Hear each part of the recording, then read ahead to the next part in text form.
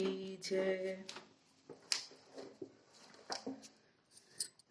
जगत में दूसरे को रुलाना नहीं, आप रो लेना। रोने से पाप जलता है, रोने से एक दिन परमात्मा सुनता है, कृपा करता है। रोने से सुखी हुआ जा सकता है। भीम अर्जुन से कहते हैं, ऐसा बाल हत्यारे पर भी दया होती है क्या? तुम्हारे प्रतिज्ञा कहाँ गई? द्रौपदी बार बार कहती है, मारना नहीं। अब अर्जुन सोच में पड़ गए। श्री कृष्ण ने आज्ञा दी। द्रौपदी जो कह रही है बराबर है। द्रौपदी के दिल में दया है। भीम से जी कहते हैं कि मनुस्मृति में कहा गया है कि अत्याई को मारने से पाप नहीं, धर्म प्रमाण से भी अताई की अश्वत्थामा को मारने से पाप नहीं। श्री कृष्ण भी मनुस्मृति को मान रखकर उत्तम उत्तर देते हैं कि ब्राह्मण का अपमान यह भी उसकी मृत्यु के बराबर है, अतः अश्वत्थामा को मारने की जरूरत नहीं है। उसका अपमान कर के निकाल दो, अश्वत्थामा का मस्तक नहीं कट जाए, परंतु उसके माथे पे जन्म सिद्धि मणि को वह निकाल लो। अश्वत्थामा तेजहीन हो गए। वह भीमसेन से ने भी सोचा कि यह उसको मारने से क्या बाकी रह गया है। अपमान तो मरण से भी विशेष है। अपमान प्रतीक्षा मरने के बराबर है। अश्वत्थामा ने सोचा, इससे तो मुझे मार दिया जाए तो अच्छा था। सुखदेव जी सावधान करते हैं कि हे राजन, अश्वत्थामा ने सोचा कि पांडवों ने मेरा अपमान किया है, मैं उसका बदला लूंगा। आप पराश्रम दिखाएं। उत्तरा के पेट में गर्भ है और वह पांडवों का उत्तराधिकारी है। उसका नाश होने पर पांडवों के वंश का नाश हो जाएगा। यह सोचकर उसने उस गर्भ का ब्रह्मशास्त्र छोड़ा। उत्तरा व्याकुल हुई और हरि आश्रम लेते हुए भगवान मार्ग दिखाते हैं। ईश्वर स्मरण बार बार किया जाए तो भाव शुद्ध होता है। ब्रह्मशास्त्र उत्तरा के शरीर को जलाने लगा। उत्तरा दौड़ी हुई श्री कृष्ण के पास आई। श्री कृष्ण उत्तरा के गर्भ में जाकर परीक्षित का रक्षण करते हैं। जीव मात्र परीक्षित है। उस सबकी गर्भ में कौन रक्षा करता है? जीव मात्र का रक्षण गर्भ के ईश्वर करता है। बाहर आने पर भी जीव मात्र की रक्षा भगवान ही करता है। जीव मात्र परीक्षित जैसे हैं। भगवान उत्तरा के गर्भ वाले परीक्षित का रक्षण करते हैं। उत्तरा ही नहीं, वे तो जीवन मात्र का रक्षण करते हैं। गर्भ में तो जीवात्मा हाथ छोड़कर भगवान का सतत नमन करता है और बाहर आने के बाद दोनों हाथ छोड़ जाने पर उसका नमन भी छूट जाता है। प्रभु को वह भूल जाता है। गर्भ अवस्था में जीवों का रक्षा परमात्मा करता है। बाल अवस्था में भी जीवों की रक्षा परमात्मा ही करता है। यह तो युवा अवस्था में मानव होश भूलता है और अकड़ कर चलता है और कहता है कि मैं कर्म को नहीं मानता, ईश्वर को नहीं मानता। द्रौपदी ने उत्तरा को सीख दी थी, जीवन में दुख का प्रसंग आने पर ठाकुर जी के चरणों का आश्रय लेना। दुख के प्रसंग में समय श्री कृष्ण के आश्रय ली जाए। कन्हैया दयावान है, यह तेरी अवश्य सहायता करेंगे। अपने दुख की कथा द्वारिका नाथ से सिवा अन्य किसी और को मत कहो। उत्तरा ने देखा था कि अपने सास जी रोज द्वारिका नाथ जी का रिझाती है। बालक जल्द अनुकरण करता है। उनके सामने कभी पाप मत करो। उत्तरा रक्षा के लिए पांडवों के पास नहीं किंतु परमात्मा के पास गई। माता के पेट में ही परीक्षित को परमात्मा के दर्शन हुए थे, अतः वे उत्तम श्रोता हैं। भगवान किसी के भी गर्भ में नहीं जाते। परमात्मा की नीला आप प्रकृति है। देवकी के पेट में भी प्रभु गए नहीं थे, देवकी का भाष्य भ्रांति कराया था कि वे पेट में गए थे, किंतु आज जरूरत आ पड़ी है, आज भक्त की रक्षा करनी थी, सो परमात्मा ने गर्भ में जाकर रक्षा की। परमात्मा आश्चर्य हुए हैं। श्री कृष्ण ने सुदर्शन चक्र से ब्रह्मांड का निवारण किया, परीक्षित की रक्षा करने के लिए बाद में द्वारिका पधारने को तैयार हुए। कुंती मर्यादा भक्ति है और साधन भक्ति है। यशोदा पुष्टि भक्ति है। यशोदा का सारा व्यवहार भक्ति पूर्ण था। प्रेम लक्षणा भक्ति के व्यवहार और भक्ति के भेद नहीं रहता। वैष्णव के सारी तृतीयाएं भक्ति ही बन जाती है। प्रथम मर्यादा भक्ति आती है, उसके बाद पुष्टि भक्ति आती है। मर्यादा भक्ति साधन है, सो वह आरंभ में से ही आती है। पुष्टि भक्ति साध्य है, अतः वह भ्रांत यानी कि प्रमांत में आती है। भागवत में नवम स्कंद तक साधन भक्ति का वर्णन किया है। 10वें स्कंद में साध्य भक्ति का वर्णन किया गया है। साध्य भक्ति प्रभु को बाधित है, पुष्टि भक्ति प्रभु को बांधेगी।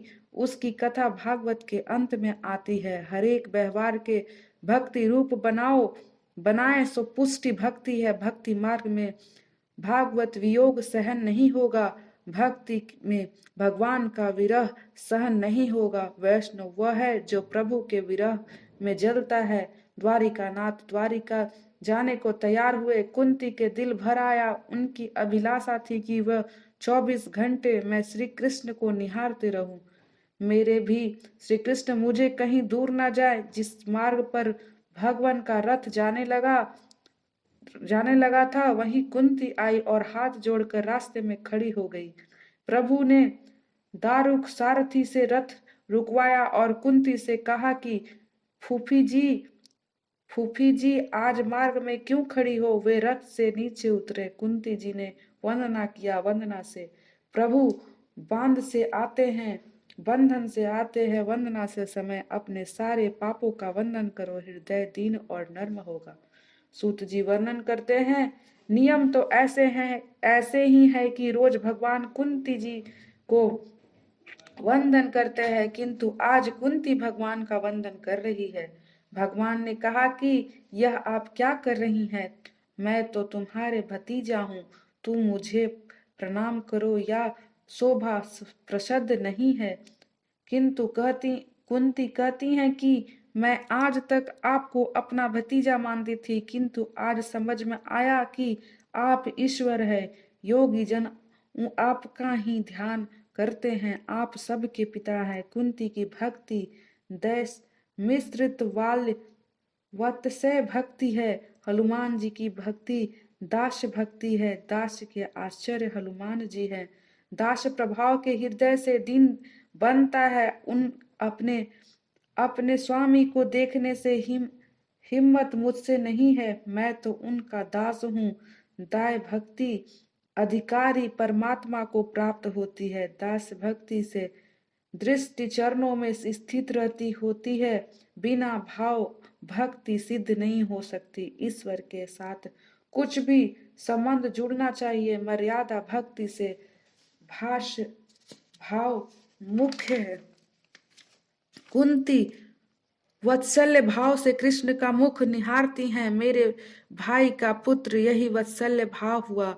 मेरे भगवान है, यह भी दास्य भाव ही है। चरण दर्श से तृप्ति नहीं है तो मुख देख रही है। कुंती भगवान से स्तुति करती है। नमः पंकजा नामः नमः पंकजा मालिन्ते ना पंकजा नेत्रा नमस्ते पंकजा ध्रय। अर्थात जिनकी नाभि से ब्रह्मा का जन्म हुआ, कमल प्रकट हुआ, जिन्होंने कमलों की माला धारण की है, जिनके नेत्र में कमल से समान विशाल और कोमल है, और जिनके चरणों में कोमल चिन्ह है, ऐसे हैं। हे कृष्ण, आपको बार बार वंदना। भगवान की स्तुति रोज 3 बार करो, सुबह में, दोपहर और रात को सोने से पहले। इसके अलावा सुख दुख और प्रयासांश काल में भी स्तुति करो। अर्जुन दुख में स्तुति करता है, कुंती सुख में स्तुति करती है, और भीष्म अंत काल में स्तुति करते हैं। सुख वासने, दुख वासने, देह वासने स्तुति करो। अर्थात कुंती कहती है, प्रभु ने हमें सुखी किया है, हमें कैसे कैसे संकटों से उबारा है, भगवान के उपकार का वे स्मरण कर रही हैं। वे भगवान के उपकार को भूली नहीं है। मैं विधवा हुई तब मेरे संतान नन्ही सी थी, उस समय भी आपने ही मेरा रक्षा किया था। सामान्य मनुष्य अति सुख में भगवान को भूल जाता है। जीव मात्र पर भगवान अनेक उपकार करते हैं, किंतु वह सब कुछ भूल जाता है। परमात्मा के उपकार भूलना चाहिए। हम जब बीमारी से अच्छे होते हैं तो अमुक औषधि से बीमारी टली ऐसे मानते हैं, डॉक्टर ने हमें बचाया ऐसे मानते हैं, किंतु भगवान से ही बचाया है ऐसे नहीं मानते।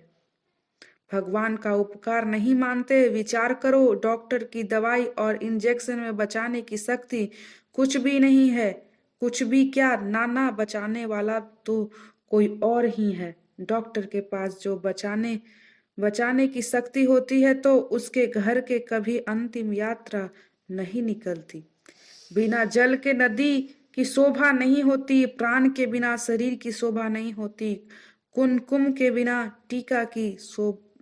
टीका ना हो तो सौभाग्यवती स्त्री नहीं सुहागित रहती। इस प्रकार पांडव भी आपके बिना नहीं सुहाते।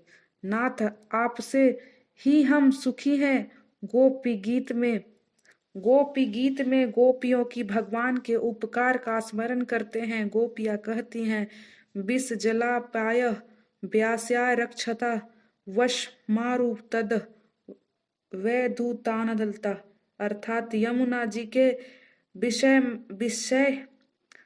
विषममय जल के होने वाली मृत्यु से अजगर के रूप में खा जाने वाले अधासुर ने इंद्र की वर्षा, आंधी, बिजली, दवानल आदि से आपने हमारी रक्षा की है। कुंती जी याद करती हैं कि जब भीम को दुर्योधन ने विष मिश्रित लड्डू खिलाए थे, उस समय भी आपने ही उसकी रक्षा की थी।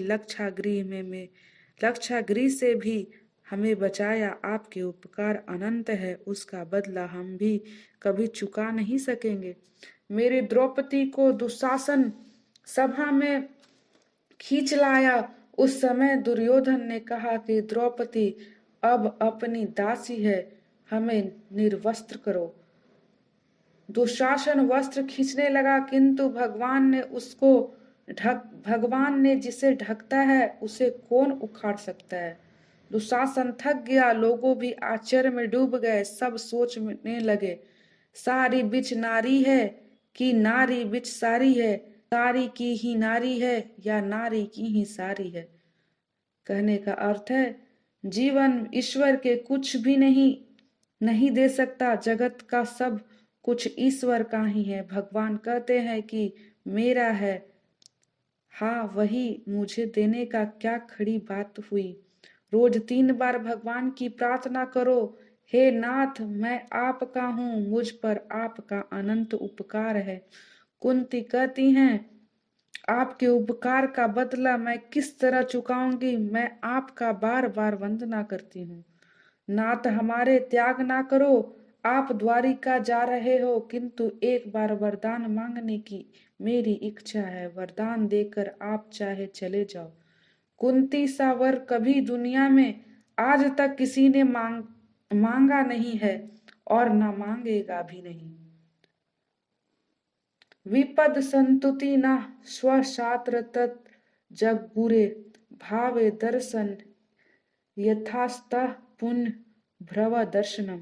अर्थात हे जगत गुरु, हमारे जीवन में परिच्छन विपदा आती रहे, क्योंकि विपदावस्था में ही निश्चित रूप से आपके दर्शन होते रहे हैं और आपके होने से जन्म मृत्यु के फेरे टल जाती है। दुख से ही मनुष्य का अस्नायपान आता है, दुख से ही प्रभु के पास जाने का मन होता है। विपत्ति से भी उनका स्मरण होता है, सो विपत्ति से ही सच्ची संपत्ति है। मनुष्य के प्रभु के बिना चैन आता है, क्योंकि वह भक्ति रस में समझ नहीं आता। किंतु कुंती मांगती है कि बड़ी भारी विपदा आती रहे, ऐसे वरदान दीजिए। श्री कृष्ण कहते हैं कि यह क्या मांगती हो तुम? आपकी बुद्धि चकरा तो नहीं गई है? आज तक दुख के लिए कोई प्रसन्न नहीं होता, अब सुख की बारी आई है, अब दुखी होने का इच्छा नहीं। हर प्रकार का अभिमान छोड़कर जो दीन बनाता है वह भगवान का प्यारा लगता है। कुंती दीन बनती है, नाथ मैं जो मांग रही हूँ वही ठीक है। दुख ही मेरा गुरु है, दुख से ही मनुष्य समाया बनता है, और दुख से ही जीवन का परमात्मा के चरणों में जिनकी जीने की इच्छा रहती है। जिस दुख से नारायण का स्मरण हो वह तो सुख है, जो दुख कैसे कहें विपत्ति से विपत्ति से आपका स्मरण होता है, सो उसे मैं संपत्ति मानती हूँ। सुख के माथे सील पारो, हरि हृदय में पीर, बलिहारी व दुख की जो पल पल नाम जपाए। अर्थात हनुमान जी ने रामचंद्र जी से कहा था कि आपके ध्यान से सीता जी तन्मय है, इसकी मैं कहता हूँ सीता जी आनंद में है। कह हनुमंत विपरीत प्रभु सोई, जब तब सुमिरन भजन न होई। अर्थात नाथ जब आपका स्मरण भजन ना हो सके वही सच्ची विपत्ति है, ऐसे समझो। मेरे सिर पर विपत्तियां आई हैं, जिसके आपके चरणों का आश्रय लेने का भावना जगा। दुनिया के महापुरुषों के जीवन में भी दुख का प्रसंग ही पहले आते हैं। 4 प्रकार के मद से मनुष्य भान भूल सा हो जाता है। विद्या मद, जवानी का मद, द्रव्य मद और अधिकार मद। इन 4 प्रकार के मदों का प्रकार जीवन भगवान को भूल जाता है। आपने रोते हुए बालक तो ताली बजाकर शांत रखने का प्रयत्न किया। प्रोफेसर उस समय यह भूल जाता है कि यह विद्वान प्रोफेसर है, किंतु उसी प्रोफेसर को प्रभु कीर्तन के समय ताली बजाने में लज्जा आती है। पढ़ते लिखते लोगों को भजन कीर्तन में लज्जा आए तो उसे बड़ा पाप कौन सा होगा। भगवान ने कहा कि इन 4 प्रकार के मद से जीवन उत्तम बनता है और मेरा अपमान करता है। ऐसे मद वाले भी जीव में कीर्तन के समय पाप पकड़े रहता है। पाप उससे कहता है कि तू बोलेगा तो मुझे बाहर निकलना पड़ेगा। महाभारत में कहा गया है कि हर प्रकार के रोग मद के कारण ही होता है, अतः दीन होकर प्रार्थना करो। तुम्हारे जन्म का कोई भी प्रयोजन बता जाते हैं, किंतु मुझे लगता है कि दुष्टों का विनाश करना ही प्रधान कार्य नहीं। अपने भक्तों को प्रेम का दान करने के लिए आप आए।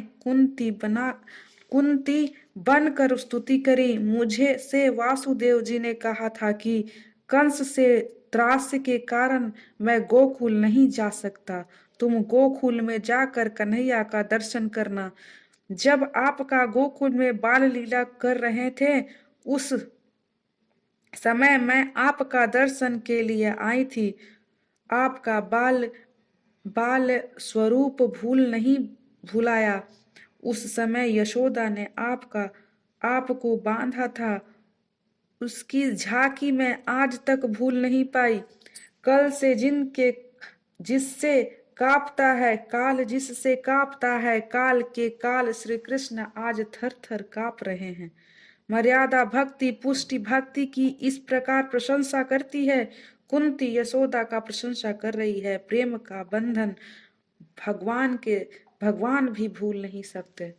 सहगुण ब्रह्म के साक्षात्कार करने के बाद संसार के आसक्त रह जाती है। सहगुण स्वरूप और निर्गुण स्वरूप दोनों का आराध्य करे, उसी की भक्ति सिद्धि होती है। शनेह पाश मिश्र छिंद स्वरजनों के साथ जुड़ी हुई स्नेह की दृष्ट रस्सी को आप तोड़ दें। आप ऐसे दया करो मुझे अभय भक्ति प्राप्त हो। स्तुति के आरंभ और समाप्ति दोनों में नमस्ते है। संख्या शास्त्र के 26वें तत्व के प्रतिपादन 36वें श्लोक के स्तुति के किया गया। भगवान सब कुछ कहते हैं कि